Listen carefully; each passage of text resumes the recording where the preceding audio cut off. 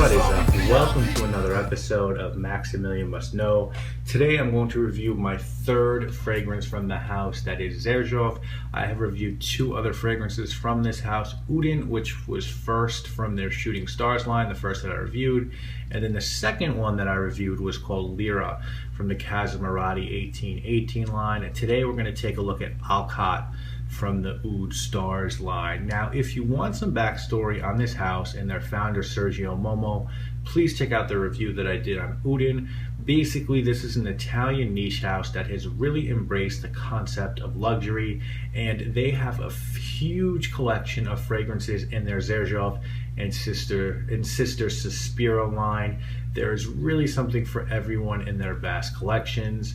I have about another 8 to 9 fragrances that I want from this house, but next up I'd like to try something from their Join the Club collection. But you know, I also want Richwood and Neo and Kobe and Dajala and many more fragrances. I really thought that the bottle that I'd buy from their Oud Stars collection was going to be Mom Luke, but I got a sample of that one from Twisted Lily and I just wasn't feeling it. So I really wasn't sure which one I wanted from this collection. And you know, I don't know, I've talked about this before I think, but from a line as big as this, they have all these different collections. I'd like to at least own a fragrance from each line. So Sospiro, Kazmarati, XJ, Oud Stars, Shooting Stars, Join the Club, Attar. I'd like to have at least one from each collection. And I was really sort of stumped on which was going to be my Oud Stars scent. And then one day I was on one of the Facebook groups and a gentleman named Cy Simmons had half a bottle of Khatt available for $122. Now I was a little nervous because this one is supposed to have a manure note, but I talked to Cy a little bit and he convinced me that it was sort of just a more animalic version of Alien by Terry Mugler. So I went for it, and within a week he got this to me and included a couple of samples I had never gotten my nose on in the past. One was Godolphin by Parfum de Marly, and the other one was Kalamat by Arabian Oud. So, by the way, great guy to do business with. I highly recommend if you're of any of the Facebook groups, feel very safe in buying a fragrance from him.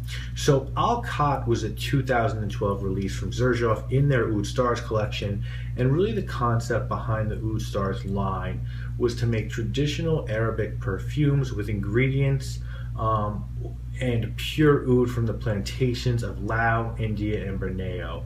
Notes on Khatt are Italian bergamot, jasmine, sambac, cashmere, vanilla, Lao benzoin, and oud Lao.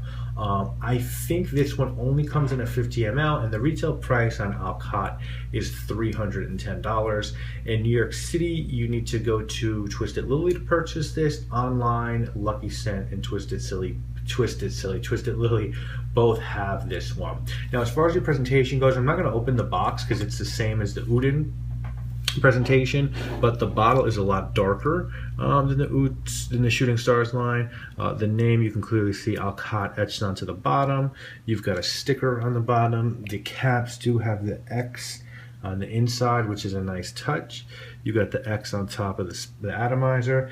The caps are really, really heavy, and you've got Xerjoff written across the top, and of course that gold plating on the front of the bottle. Box basically is Xerjoff. It sort of has like a leathery snakeskin texture.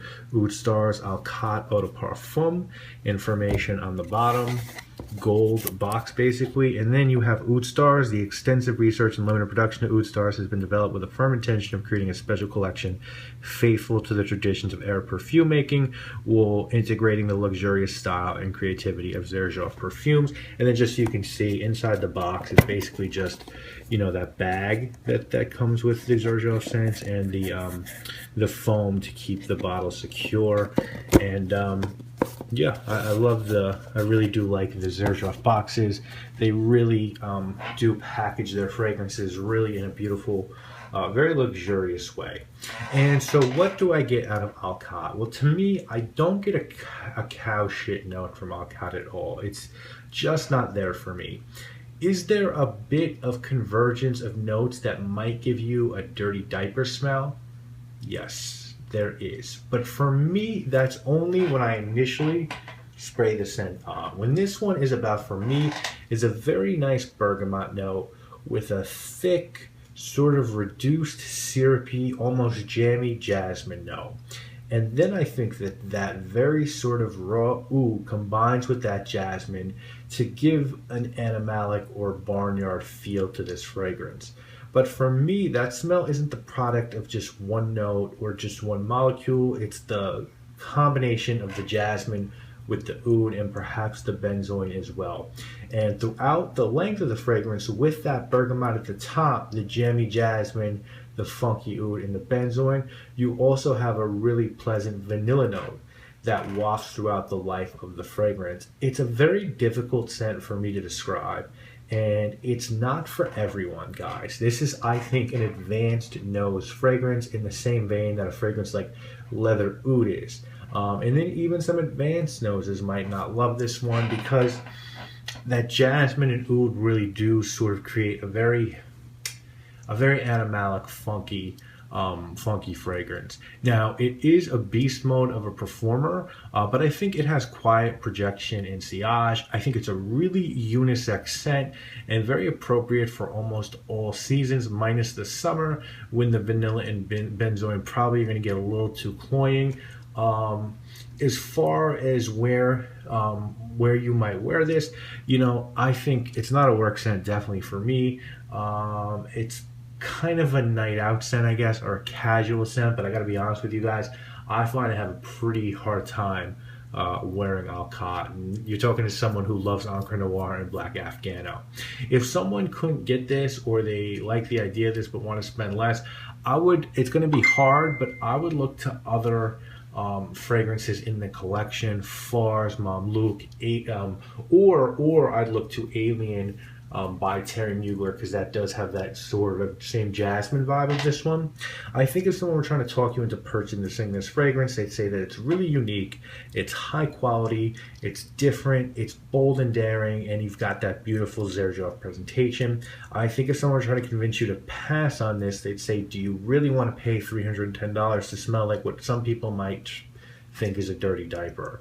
And they might say, think of all the other great scents or combination of great fragrances you can purchase with $310.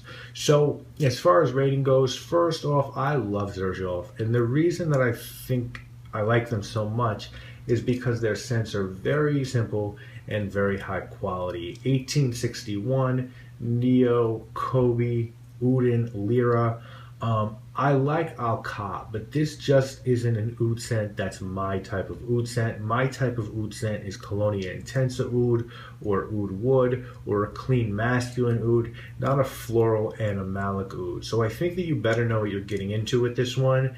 And there are lots of people out there like Renee and Steven that really enjoy the creations within the Oud Stars line. It's not really for me though. I will wear it on occasion, but it just isn't the type of fragrance that I feel very comfortable wearing. So I'm going to give Khatt a 6 out of 10. Presentation and quality is beautiful, but at the price point, the scent just doesn't jive with me, and I've tried really hard to make it jive with me. So there you go, guys. That is my review of Khatt. Please hit me up if you have any questions, and we'll be back next week for more reviews, more videos. I obviously am Maximilian. I can show you how to lift a fifth or twist a bitch, but I'm trying to sell more pies to Mrs. Smith. Not Adam Sandler, but call me Big Daddy, cause when I'm warming up, came